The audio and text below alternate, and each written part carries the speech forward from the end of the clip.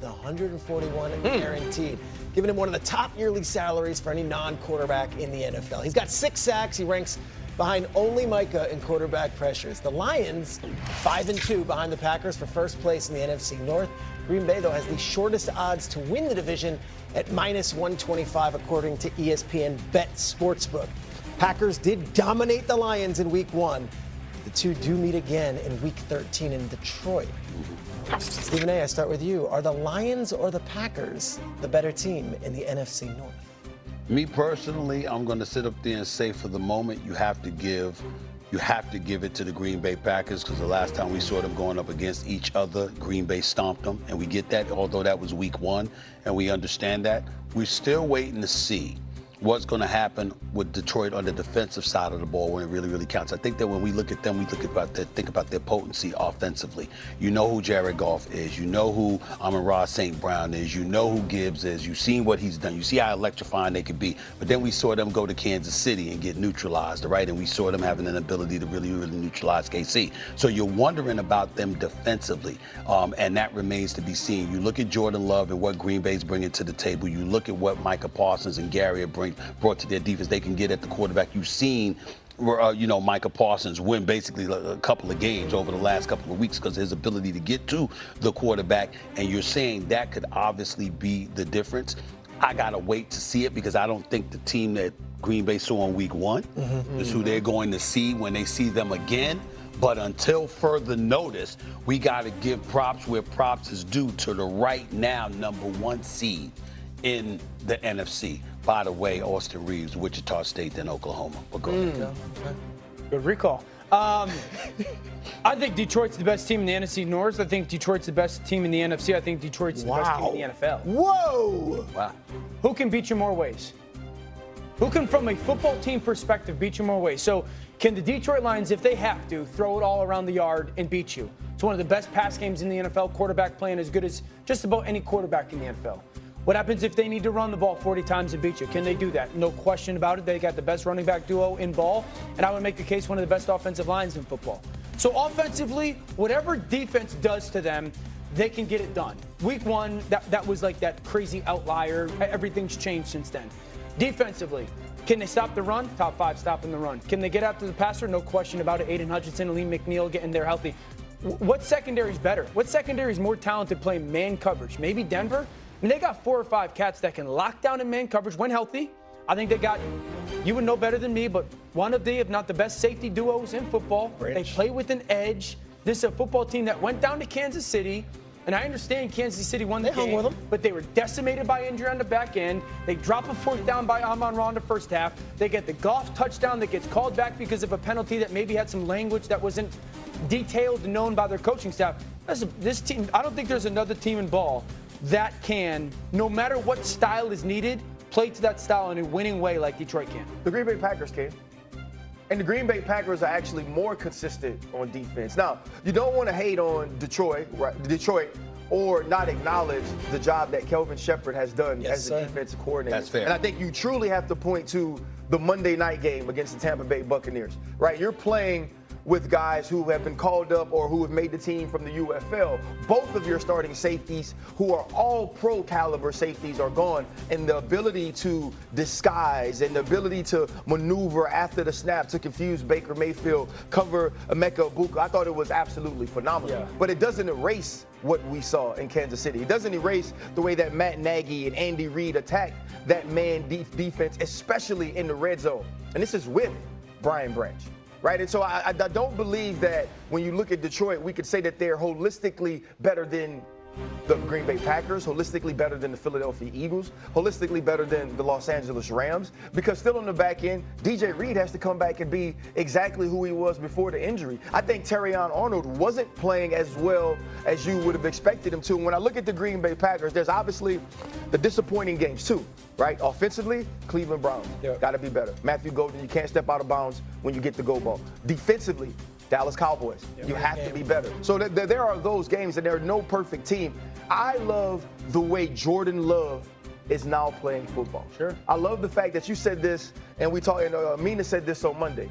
it's okay to put it in Jordan Love's hands now. Yeah. Even though that run game is great, we don't have to just rely on that or lead with that going forward. And I think you cannot minimize the impact of Micah Parsons on his defense. That's right, exactly. But we're going to find out about Micah Parsons in this defense now when you go up against the Detroit Lions this time around, because when the familiarity that they have with one another, whether it's Amon-Ra St. Brown, Jameson Williams, Laporta, whomever, you got all these guys with Gibbs and Montgomery coming out of the backfield. The fact that all of these bodies are familiar bodies that you have been coaching with and playing together with these last few years, that level of chemistry, Detroit is a team that we need to be talking about in terms of no excuses. You talk about a window.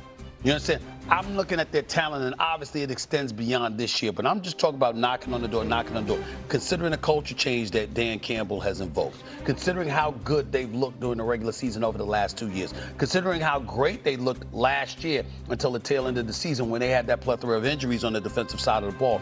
I'm just looking at them now, and I find myself saying, okay, just be healthy. Just be healthy so we don't have any excuses. Yeah. And we all know that with Jared Goff, even though the brother's a stud statistically, and we know he can play, we've also seen him in some big moments not do what we're looking for him to do. But I will say this, though, and this is for any college kid, there is no team in the NFL that I'd rather be drafted to than the Detroit Lions. Because? If you go to the Detroit Lions, one, you're going to be developed. Yeah. Amon-Ra St. Brown, J-Mo Williams, Aiden Hutchinson. Penei Sewell. Penei Sewell. Two, you're going to be paid. Yep. It is such, to me, it is such a compliment to not only Aiden Hutchinson, but Brad Holmes. He said, look, you're coming off an injury. Yeah. If you can show Big me deal. that you're the same person, I promise I won't make you wait. Yeah. I promise And you'll he get kept paid. his word. And he kept his word. It's like the Eagles. It's like the Eagles. Yeah. You get drafted to this team, you will not take care only of it. develop, win, but you'll get taken care of. That's an important thing in the locker room. That's under the radar, because the other day when the news hit about Aiden Hutchinson, you know what? We just said, okay, they signed to extension. That usually doesn't happen this time of year. No. Correct. That usually happens. Nine? That's a good point. That's a good point. I will say this, second half against Pittsburgh, I don't know if there's a better team that played a better half than the Packers. Agreed. Yeah, they're a very good football offensively team. Very and, good. and defensively. Very good football Very team. scary. Good football. Somebody has his roots, though, in Detroit. I took Jordan Love as the MVP this year. Okay, so he's playing both sides, folks. Dallas is hoping to get off the mat on Monday when they play the Cardinals. Wait until you hear eye-opening comments from their head coach, Shoddy with some comments. You don't want to miss this. Speaking of eye-opening comments, oh baby, the Louisiana governor had a lot to say about LSU's recent coaching and buyout situation. That's Trust right. me, RC, That's take a right. lap. Don't go nowhere. We got Don't go nowhere. Must-See TV Don't go nowhere. on the way. Yeah, but at least he's going to pick the AD. ESPN Bet's Power Hour promo is here for Thursday night. Head to the ESPN Bet app 1 hour before kickoff to get enhanced odds on first TD scorer props for tonight's game. Score more from the game with ESPN Bet, the sportsbook for sports fans.